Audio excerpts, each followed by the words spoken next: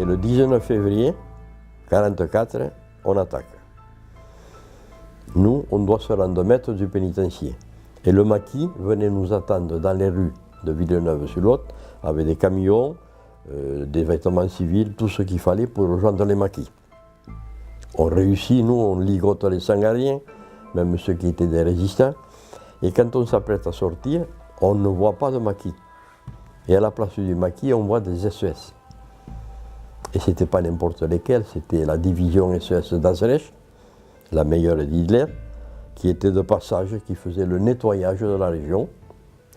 D'ailleurs, ils allaient faire plus tard, quelques jours après, au Radour-sur-Glane, les pendaisons de Tulle.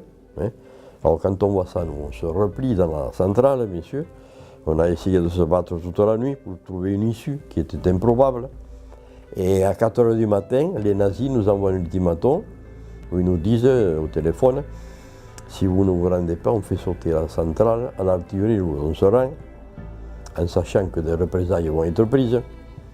Effectivement, Darlan, le chef de la milice, il quitte Vichy, il arrive à Aix. Dès qu'il arrive, il prend 50 otages.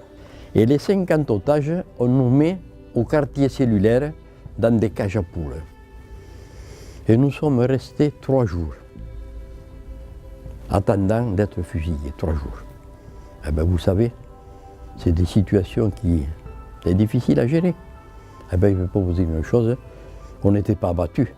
Eh bien, les 50 otages, qu'est-ce qu'on a fait pendant 3 jours? On a chanté. On a chanté des chants patriotiques. Et là, j'en profite pour dire aux jeunes lycéens, collégiens, oui, on était fiers, parce que cette liberté, c'était la vôtre que vous avez aujourd'hui. Et le 23 février, en matinée, ils viennent, ils font un appel, ils en appellent 12, et ils les fusillent sur le champ. Bon, moi, j'en ai pas été, puisque je suis là encore, mais Pelouse est fusillé, Service est fusillé. Et vous savez par qui ils sont fusillés? Par un peloton de GMR, de Vichy, des Français, qui fusillaient des résistants. Pelouse, quand il a entendu qu'il était appelé, bien sûr, il a compris qu'il allait au poteau pour se faire exécuter. Et Pelouse, les dernières paroles qu'il a adressées, il me les a adressées à moi.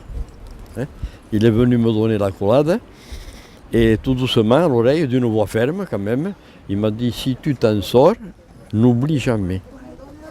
C'est les dernières paroles que Pelouse a prononcées, il me les a adressées à moi.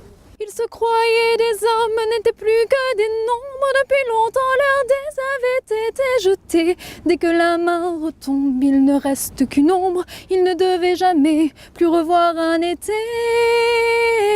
Il ne faut pas se dire que c'était il y a 50 ans, il y a 60 ans, il y a 100 ans. C'est pas une question d'âge. Le problème, c'est que on n'est jamais sûr que ça ne se reproduira pas. Moi, j'ai appris en venant ici, en me rendant compte du combat qu'ils ont mené, c'est qu'on a une chance aujourd'hui de pouvoir dire et faire et penser ce qu'on veut sans atteindre, sans toucher à la dignité des autres, évidemment, mais et que là, aujourd'hui, on est en train petit à petit de...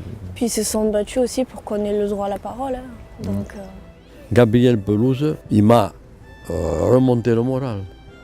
Il m'a remis sur pied, comme on dit, mais sur le plan moral, sur le plan de lutteur, sur le plan de résistance.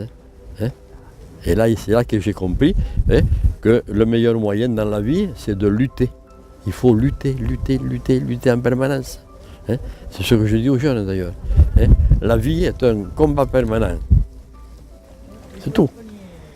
Il faut se battre.